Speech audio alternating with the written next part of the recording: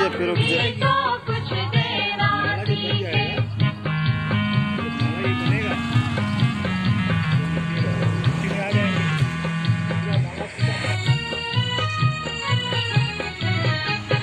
सूरज हमें रोशनी देता, हवा नया जीवन देती, भूख मिटाने को हम सबकी धरती पर होती खेती है। औरों का भी हित हो जिसमें हम ऐसा कुछ करना सीखे।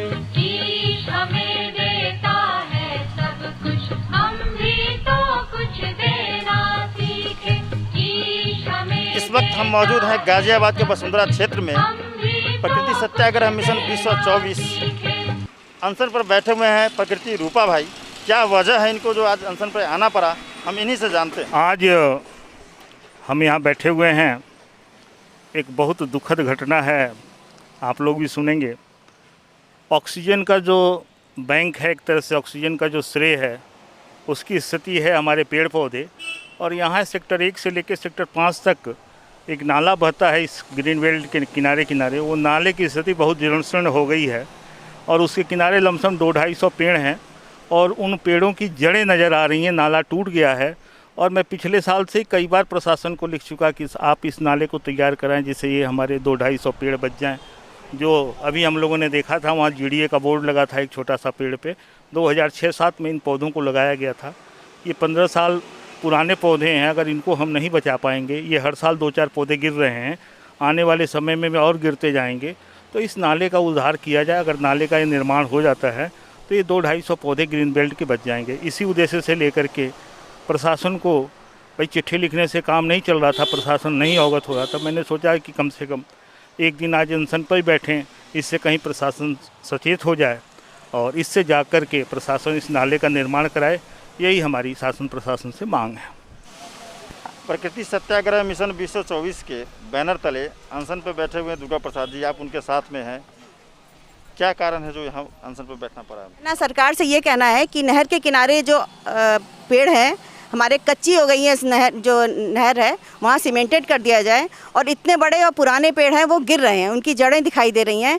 सरकार जबकि नए पौधे नए पेड़ लगाने के लिए कह रही है, तो हमें सबसे पहले इसको बचाना ज़रूरी है। जो 20 साल 25 साल पुराने पेड़ हैं उनकी पहले रक्षा करनी है, उसके बाद नए पौधे लगाने हैं। प्रकृति रूपा भाई जो अभी अनशन पर बैठे हुए हैं, आप उनके साथ हैं, आपको लग रहा है कि जीवन में वृक्ष की क्या आवश्यकता है, क्या ज़रूरत है? और मैं स्वयं अनिल भारद्वाज, भारत विकास परिषद का प्रांतीय चेयरमैन के नाते मैं काम करता हूं इस क्षेत्र में। और जहां तक आज ये अनशन का विषय जो है वो बहुत महत्वपूर्ण विषय लिया है। और जैसा कि मैडम ने बताया, ये इन्होंने देखा सारा जो पेड़ हैं नहर के किनारे, उनकी जड़ें निकल गई हैं और वो टेढ़े मेढ़े अव्यवस्थित होकर गिर जाएंगे।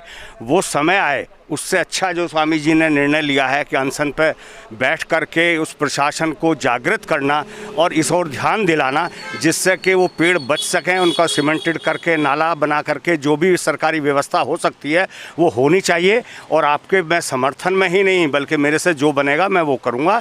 जब जब आपका आदेश होगा, ऐसे नेक कार्य के लिए जो प्रकृति को बचा रहा, हमारी आने वाली जनरेशन को एक ऑक्सीजन देने का काम कर रहा। हम तो जिस माहौल में जी लिए, लेकिन आगे वाली जनरेशन को हम कार्बन डाइऑक्साइड का एक टैंक ना दे के जाएँ, ऑक्सीजन दे के जाएँ। पेड़ लगाएं, सृष्टि बचाएं। पेड़ पौधे लगाने की बात कर रहे हैं। जस्ट दूसरी तरफ क्या है कि अभी हम छोटे छोटे पौधे तो लगा रहे हैं, लेकिन कहीं पे 20 साल 10 साल पुरानी जो पौधे हैं वो अब खत्म होने की कगार पे हो गया। वहाँ उसकी व्यवस्था नहीं हो पा रही है, या नए पौधे जो लगे उसको पानी नहीं मिल पा रही। तो प्रशासन को अब किस तरह जागृत करना चाहेंगे? साथ ही साथ प्रकृति रूपा भाई के आप अनशन में भी आए हैं, क्या संदेश देना चाहते हैं?